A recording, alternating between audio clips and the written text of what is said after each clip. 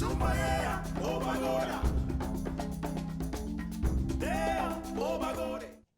welcome back, ladies and gentlemen. At the end of my last discussion, I talked about the fact that the Mande people, a people that formerly had been a subject people to Ghana, the Ghanaian kingdom, rose up and swept aside the rulership of the Ghanaians and established their own empire, the Mande Empire of Mali. And Mali, as you see, runs an extended length of time, right up to the beginning of the period that we are going to be talking about. Mali greatly extended the scope of its power. It's let's see, let's get a map here.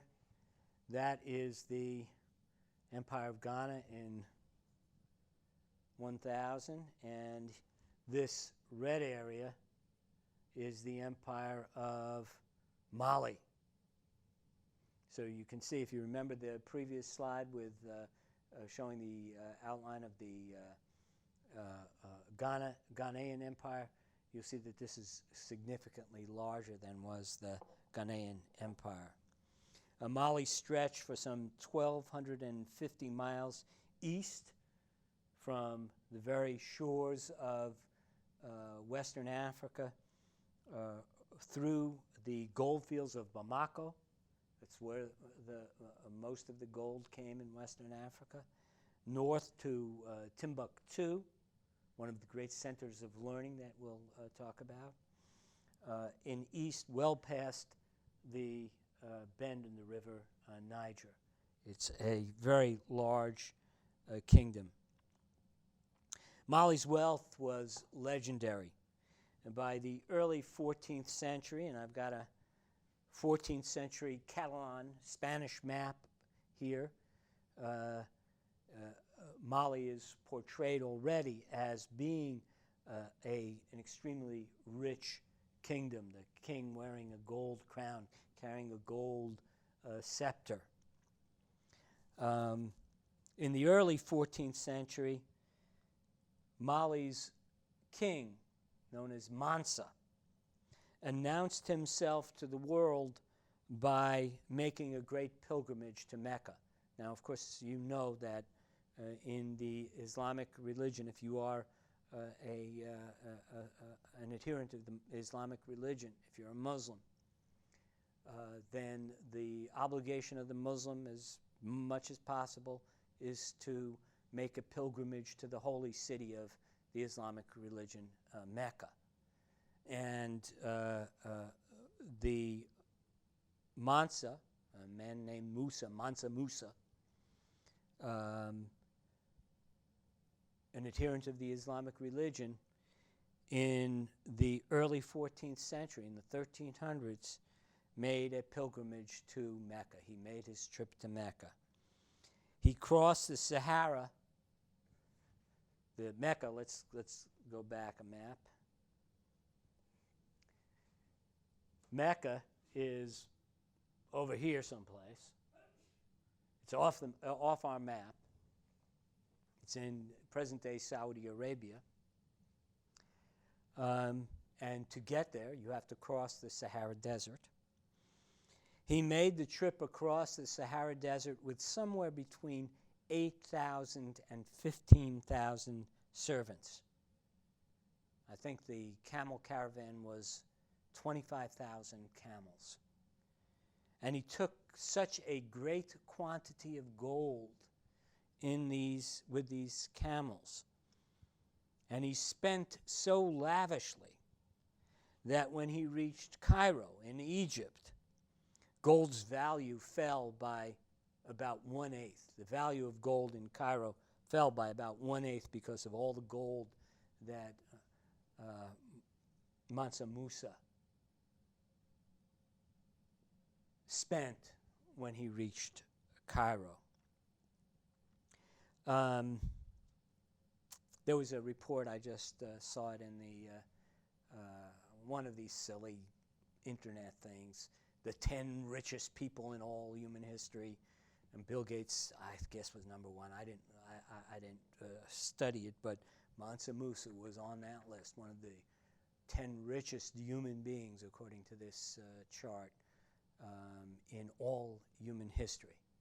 And think about it, to carry with you 8,000 or 10,000 or 15,000 servants across the entire Sahara Desert. Think about the amount of wealth that had to be consumed in the form of food simply to get these people across the Sahara Desert to Mecca. On his return, Mansa Musa established the Timbuktu as the center of Islamic learning south of the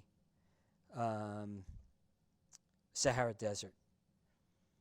And again, our North African sources testify to, and Timbuktu established a world reputation as being one of the great centers of learning anywhere on the planet. North African sources testify to the strength and the wealth and the character of Mali's society.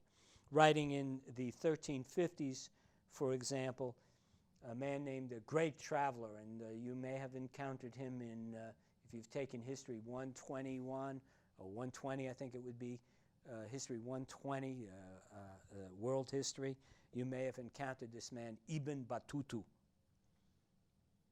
He was the most widely traveled individual of his time. He noted this: the Negroes possess some admirable qualities. They are seldom unjust and have greater abhorrence for injustice than any other people. Abhorrence, hatred. They have a greater hatred of injustice than any other people. Their sultan shows no mercy. The leader shows no mercy to anyone who is guilty of the least act of it, the least act of injustice. There is complete security in their country. Neither traveler nor inhabitant in it has anything to fear from robbers or men of violence. This is a man who traveled all over the world. He was world-renowned as a traveler, wrote about his travels wherever he went. The travels were widely circulated. His accounts of the travels, widely circulated. No man had more experience than he had in traveling to different parts of the world in this era. And this is what he says, that there is complete security in Mali. Nobody has to fear that you're going to be overtaken by robbers or anything will be taken from you when you are in Mali. From North African sources, we also have one further aspect of Malayan society, and that concerns Mali's religion. Mali's ruler, as we've seen, Mansa Musa as the prime example, were Muslims, and they were Muslims for a variety of reasons. First of all, Mali's trading partners were themselves Muslims, and they were converted Muslims at that. And so, to facilitate their ability to trade with, again, the Sahanja people, as we've talked about in terms of Ghana, are one of these people. The Sahanja people, to facilitate their trade with the Sahanja people, the rulers of Mali themselves became Muslims.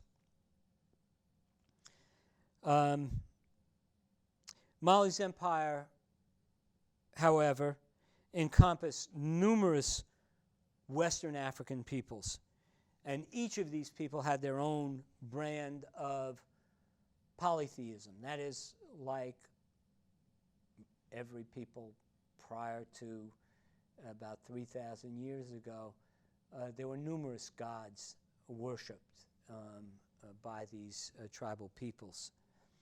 Islam's monotheism, one God, Allah, served to unite the ruling class of the Malian Empire. There were many conquered people underneath Mali. The leaders of these different conquered people, instead of sharing their polytheistic religions, it became much more convenient to share a common monotheistic religion, in this case, Islam.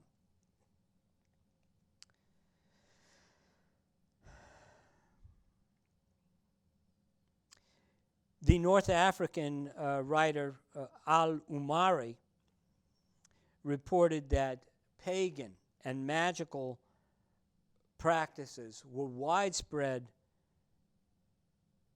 throughout Mali's kingdom, and that Mali's Islamic leaders therefore felt constrained to push Islamization of Mali too far. They were willing to accommodate the polytheistic religion of the people under them, but they themselves held on to this monotheistic religion. And again, I think principally because it allowed them to unite the disparate leaders of the Mali kingdom with one another, and also allowed them to better operate and trade with the trading people who themselves were Muslims.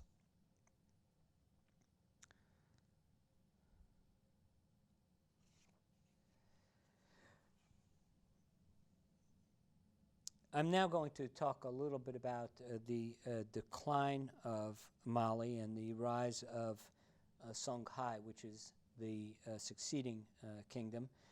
But I'm going to stop here and pick up in our next discussion about the decline of Mali and the rise of the Songhai kingdom.